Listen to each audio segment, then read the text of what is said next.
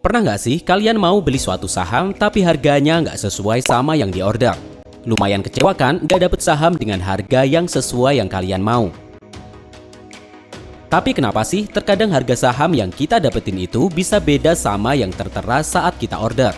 Apa ini semua karena kesalahan sistem? Hai Go Traders, ternyata kesalahan harga yang muncul saat kita order bisa jadi karena jenis order yang digunakan tidak sesuai. Oleh karena itu, di video kali ini kita akan bahas dua konsep vital ketika order saham dan bagaimana cara penggunaannya yang tepat sesuai kebutuhan kamu. Pertama, kita bahas tipe order yang paling sederhana, market order. Jadi apa itu market order? Basically, ketika kamu gunain market order, kamu seperti bilang, pokoknya aku mau beli saham ini sekarang juga dengan harga saat ini. Begitu pula saat jual saham, seperti bilang, aku mau jual saham ini sekarang juga dengan harga saat ini. Dengan market order, kamu cukup nentuin berapa jumlah saham yang mau kamu beli atau jual, atau berapa uang yang mau kamu transaksiin tanpa perlu ngesetting harga saham tersebut. Tapi perlu diingat bahwa harga saham bisa mengalami kenaikan dan penurunan dalam satu hari bursa. Bahkan ada juga saham yang super volatile ngalahin saham-saham pada umumnya yang bisa aja berubah dalam hitungan detik. Hal ini penting banget untuk dicatat, apalagi kamu seorang trader yang pengen beli saham volatil di harga yang sangat spesifik. Misalkan harga saham XYZ saat ini tertulis $100. Kamu udah oke dan mau order di angka saat itu juga.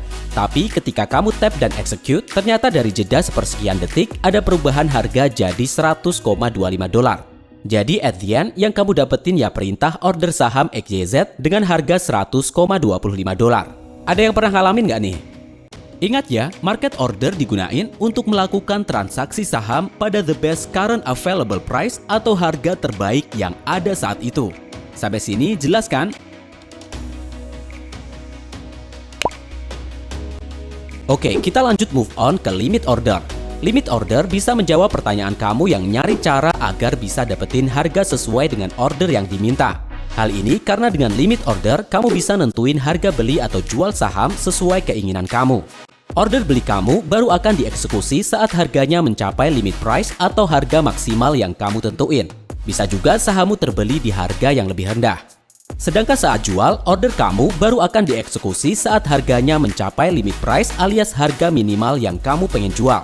Sahammu juga bisa terjual di harga yang lebih tinggi. Dengan limit order, kamu perlu nentuin di harga berapa mau kamu jual atau beli.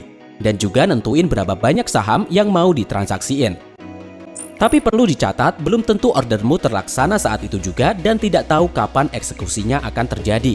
Bahkan kemungkinan tidak semua permintaan saham yang udah kamu tentuin tadi akan terjual atau terbeli.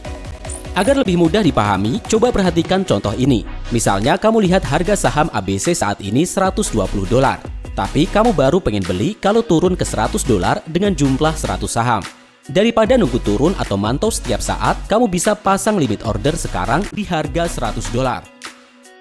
Nah, order tersebut baru akan tereksekusi kalau memang saham ABC turun ke level itu atau lebih rendah. Bisa saja kan saham ABC tidak turun tapi justru naik menjauhi $100. Disinilah letak ketidakpastian kapan ordermu akan dieksekusi. Nah, sekarang setelah kalian ngerti limit order, kalian bakal beli saham apa pakai order ini? Komen di bawah ya. Oke, dari kedua jenis order tersebut, kira-kira mana yang cocok buat kamu? Kalau kita simpulkan, market order dapat dilakukan dengan cepat dan mudah. Tapi kamu nggak punya kontrol atas harganya. Market order cocok buat kamu yang memang mau cepat masuk atau keluar dari posisi saham. Sedangkan dengan limit order, kamu bisa beli atau jual saham sesuai harga yang kamu mau. Tapi jika kamu set limit order di harga yang nggak pernah tercapai, maka order nggak akan tereksekusi. Limit order cocok untuk kamu yang butuh presisi soal harga dan tidak terburu-buru waktu. Sekarang udah makin jelas kan bedanya kedua order ini. Terus belajar dan berlatih dalam berinvestasi. Kalau kalian masih ada yang bingung, share pertanyaan kalian di kolom komentar dan nanti kita akan bikinin video jawabannya. Sampai jumpa!